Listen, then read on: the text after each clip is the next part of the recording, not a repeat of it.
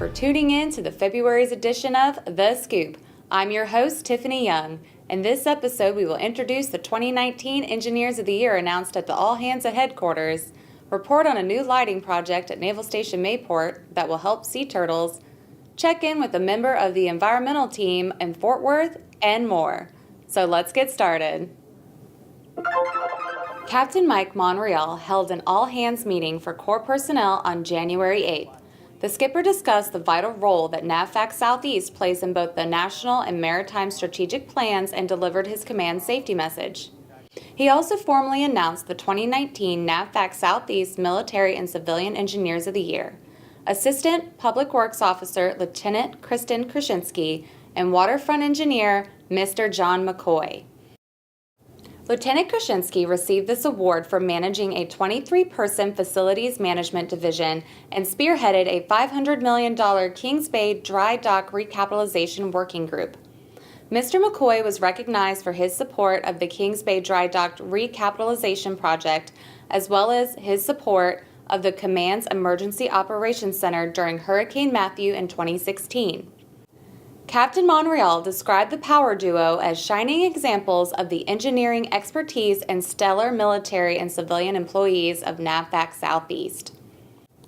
Later this month, Lieutenant Krasinski will also be recognized as NAVFAC's 2019 Federal Engineer of the Year at a ceremony hosted by the National Society of Professional Engineers in Washington, D.C. Employees at Public Works Department Mayport worked with American Electrical Contracting to install over 760 new lighting fixtures that will help protect nesting sea turtles and their hatchlings. I visited Naval Station Mayport to speak with Natural Resource Manager Heather Hahn and Project Manager Bruce Pastorini to learn more about how these lights benefit the installation as well as protect the sea turtles. Sea turtles naturally find their way back to the ocean by orienting themselves to natural light. First off, this was an energy project to start with. We did a win-win in that the environmental portion of putting out amber lights also tied into the base replacing mercury and sodium lights with LEDs. So these new lights will help decrease the chance of sea turtles becoming disoriented from artificial light. The replacement lights are an amber wavelength, which reduces ambient light and is much more turtle friendly. We're decreasing or even eliminating the likelihood of disorientation from artificial lighting, giving them a greater chance of success. And now over to Joey Burnett for sports. Joey? Thanks, Tiffany. The 4th Annual Southeast Health Challenge kicked off February 3rd. This year's challenge is for the entire NAVFAC Southeast team to work together to run, walk, bike, or swim the amount of miles that encompass the entire Southeast AOR, totaling 5,905 miles. The route goes around the entire perimeter of the AOR to ensure that the PWDs and outlying locations, such as the ROICs and reserve centers, are all included in the route. If your location does not touch the route, please know that you are still included in the overall map distance. The goal is to complete the challenge within 8 weeks. Along the way, we will unlock fun facts and learn about the missions of many of our NAVFAC Southeast locations. Good luck, everyone, and have fun. Back to you, Tiffany. Thanks, Joey.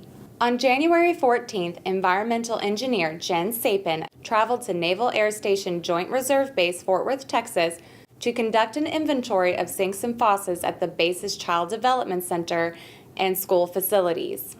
Today, we updated the fixture inventory, and in a couple of months, we'll come back with some samplers and take lead samples of the drinking water here. Having an accurate and updated inventory helps identify any newly installed faucets that children may have access to. Priority areas consist of locations where children are most apt to drink the water chronically, so childcare centers and schools, and any outdoor play areas where they can consume the water. The NAVFAC Southeast Environmental Air and Water Team adheres to policy guidelines and ensures that safe and clean drinking water is available for children. This is a Navy policy initiative, so it's done every 5 years. We're doing a total of 15 bases, and we've divided them into fiscal years. So we did 8 of them in fiscal year 18, and we're going to do the remaining 7 in fiscal year 19. We would like to thank Mr. Sapin and the rest of the NAVFAC Southeast Environmental Air and Water team for keeping our loved ones safe and healthy. In February, we celebrate African American and Black History Month. This awareness event recognizes the many contributions of African Americans to our nation. For more information and educational products, visit the DIOMI website. PWDs, we need your help in providing photos and videos of projects and events happening at your installation. Most of you already have a camera at your fingertips.